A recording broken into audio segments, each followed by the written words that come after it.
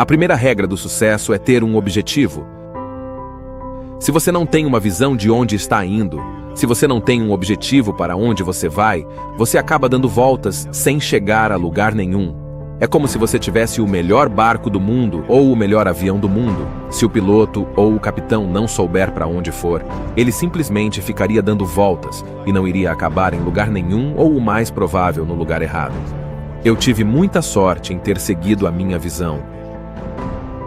Como sabem, eu nasci em 1947 na Áustria, depois da Segunda Guerra Mundial. Eu não gostava muito da Áustria quando cresci. Eu mal podia esperar para sair de lá.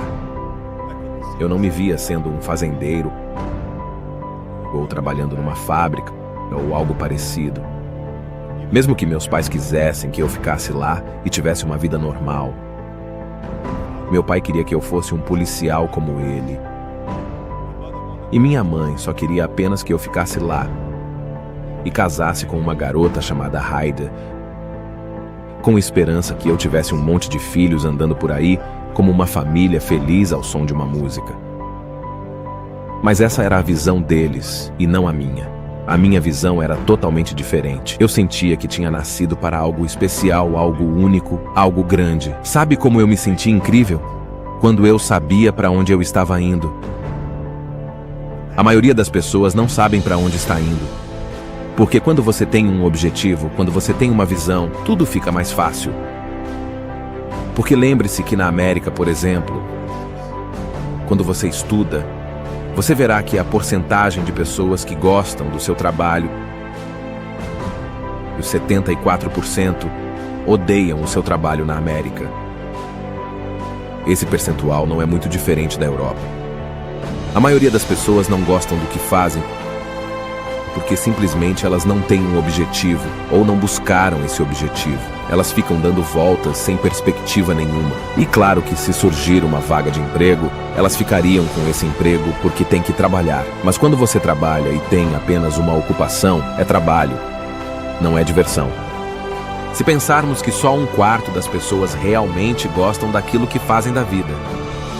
É inacreditável se você pensar sobre isso. Por isso me senti abençoado por saber o que eu estava fazendo. É como se um estudante de medicina dissesse que estudar e saber que quer ser médico e saber onde quer chegar. Eu sabia onde queria chegar. As pessoas sempre me perguntavam, quando me viam na academia treinando pesado, e eles diziam, por que você está treinando tanto? 5 horas por dia, 6 horas por dia, e você sempre está com um sorriso no rosto? Os outros treinam tão duro quanto você e possuem um olhar desanimado no rosto. Por quê? Eu dizia às pessoas o tempo todo. É porque para mim eu estava focado num objetivo, o que era ter o título de Mister Universo. Então cada repetição que eu fazia me deixava mais próximo de concluir esse objetivo e transformar esse objetivo da minha visão em realidade. Cada série que eu fazia, cada repetição, cada peso que eu levantava, me deixava mais perto de tornar esse objetivo em realidade. Eu mal podia esperar para fazer outro agachamento de 226 quilos. Eu mal podia esperar para levantar 226 quilos no supino. Eu mal podia esperar para fazer mais de 2.000 abdominais. Eu mal podia esperar para fazer outro exercício. E ainda eu posava meia hora depois e fazia todas as outras coisas que tem que fazer para ser um campeão.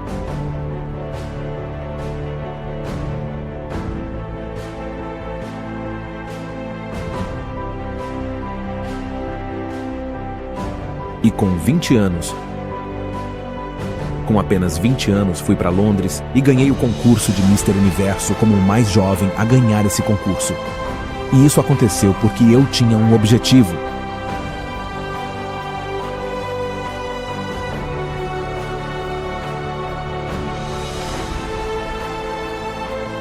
Portanto, visualize o objetivo e vá atrás dele, tornando-o divertido. Você tem que ter um propósito independente do que faz na vida. Você precisa ter um propósito. Essa é a regra número 1. Tenha uma visão. Regra número 2 é: não escute pessoas negativas.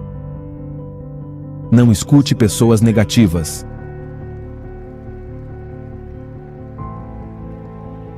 Tudo que eu fiz, O que eu ouvia da boca das pessoas era: isso é impossível. Você não consegue. Ou não. Então sempre que alguém me dizia: você não consegue, eu ouvia: você consegue. Quando me diziam não, eu ouvia sim. Quando me diziam é impossível, eu ouvia: é possível.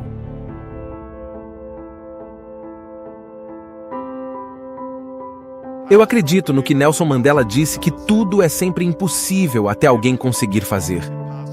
Eu vou ser aquele que diz para mim mesmo: eu vou conseguir, e mostrar para eles. Talvez isso nunca tenha sido feito antes. Eu não ligo, mas eu vou fazer. E não darei ouvidos para pessoas negativas.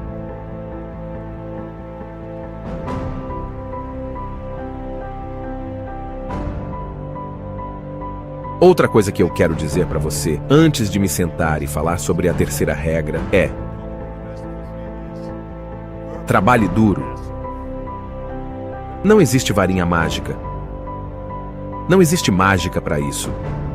Você não consegue nada sem esforço. Você tem que trabalhar, trabalhar, trabalhar. E acho loucura quando as pessoas dizem que não tem tempo para ir na academia, fazer um treino de 45 minutos. Ou para fazer outra coisa por 45 minutos ou 1 hora para melhorar, que seja fisicamente ou mentalmente. Imagine ler 1 hora por dia sobre história. O quanto você irá aprender depois de 365 horas em 1 ano? Pense que se você estudar sobre a história dos músicos, dos compositores, o que você irá aprender? Imagina que você trabalha com negócios e um dos projetos que deseja desenvolver todos os dias durante 1 hora. Imagine o quão longe você poderá chegar e conseguir. Então isso me deixa louco quando as pessoas dizem que não tem tempo. Temos 24 horas por dia. Dormimos 6 horas por dia e ainda sobram 18 horas. Provavelmente tem alguém balançando a cabeça e falando: eu não durmo 6 horas ou eu durmo 8 horas, certo? Então você precisa dormir mais rápido.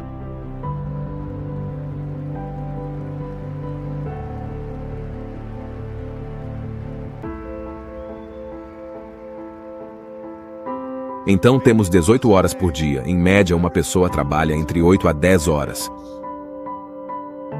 Vamos supor que sejam 10 horas, mas ainda assim temos 8 horas sobrando. Menos 1 hora por dia nos transportes, ou talvez 2 horas por dia. Ainda assim restariam 6 horas. O que você faz nessas 6 horas? O que você faz nessas 6 horas? Comemos um pouco? Fazemos algo íntimo? Não falamos um pouco com algumas pessoas? Mas veja quanto tempo você tem livre e se o seu dia for organizado. Você precisa trabalhar duro.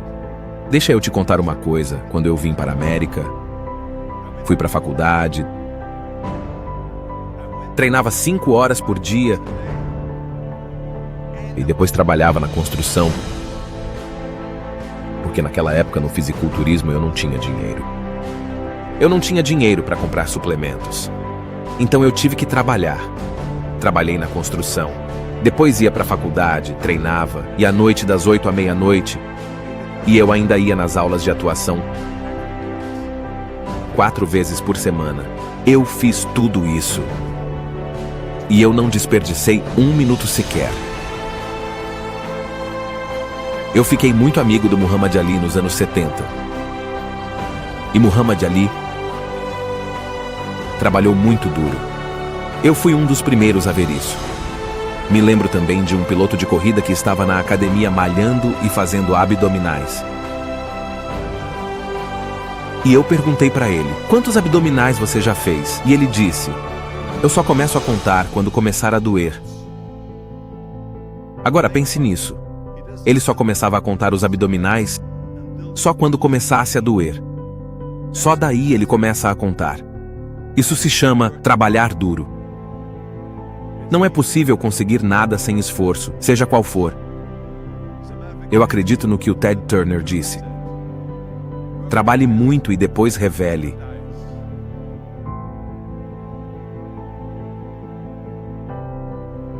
Entenderam? Trabalhe muito, vá para a cama para levantar cedo e trabalhe muito duro para depois você revelar. Ou seja, primeiro você trabalha duro e depois deixa o mundo saber sobre o seu esforço. É disso que se trata, gente. Deixe que as pessoas saibam que você tem uma empresa, que você fez um filme ou foi um atleta de algum esporte. Trabalhe duro e só depois revele para o mundo ver. Eu odeio o plano B.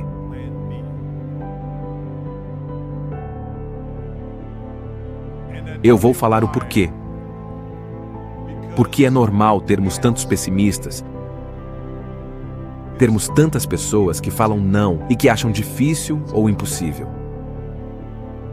E tudo bem, é só não darmos ouvidos. Como eu disse antes, quando ouvirmos um não é um sim, e um não consigo é eu consigo. Você pode fazer tudo isso mesmo, no meio de tanta gente pessimista. Mas se você duvidar de si mesmo, isso poderá ser muito perigoso. Porque agora, o que você está basicamente falando é que se seu plano não der certo, tem uma alternativa, eu tenho um plano B. Se isso significa que se você começar a pensar no plano B e cada pensamento você colocar no plano B, você estará tirando toda a energia e esforço do seu plano A.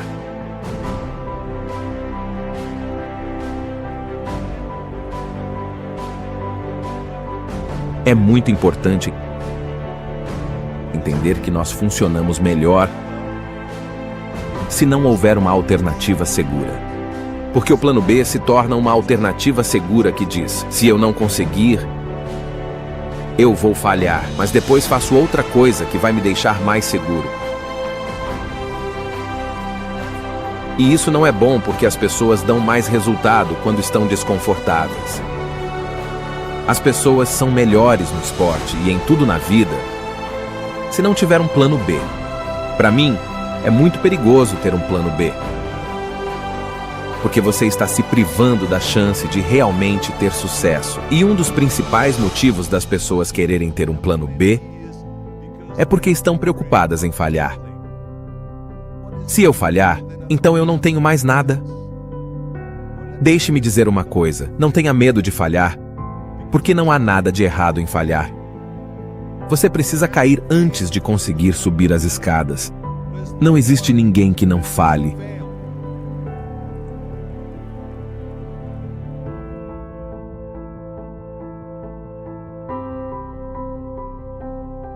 Todos nós erramos. E está tudo bem.